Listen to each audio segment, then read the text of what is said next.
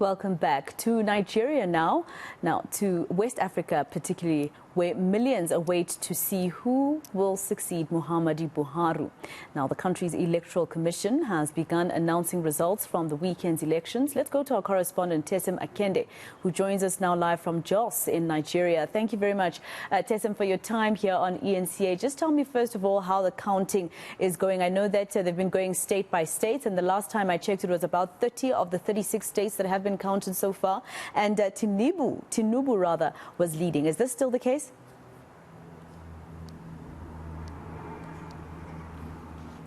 Yeah, we have reports at the moment from about 24 states. 12 other states, reports from 12 states are still being expected. The Commission, the National Collation Center in Abuja, has gone on a break to return in about an hour or two. It is expecting more reports to come in so that they can continue the process. But yes, reports from 24 states have arrived. 12 more states are being expected. Results from 12 more states are being expected. Tesem, how was the voter turnout in Nigeria on Saturday? I know that this is also Africa's largest, in terms of citizenship. Did you have, for instance, people who live now in the UK, etc., who could still cast their ballot, etc.? What was the voter turnout like?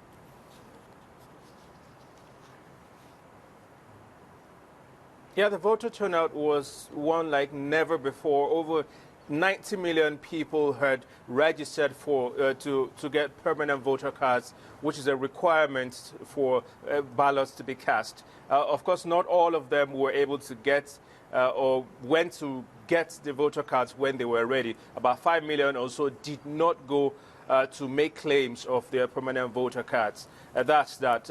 You're also talking about the issue of diaspora voting. It's been a big problem here in Nigeria and abroad.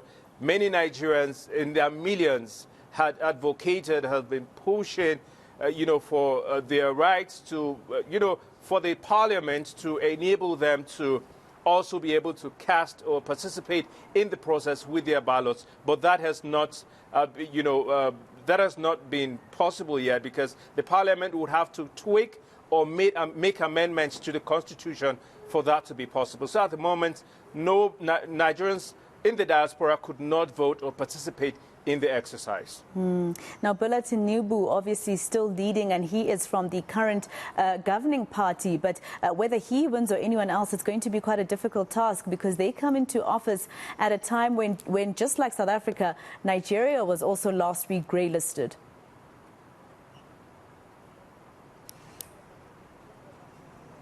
Yes, indeed. Whoever emerges, like you said, at the moment, Bola Tinubu of the ruling All Progressives Congress Party is leading with a margin of over 1 million.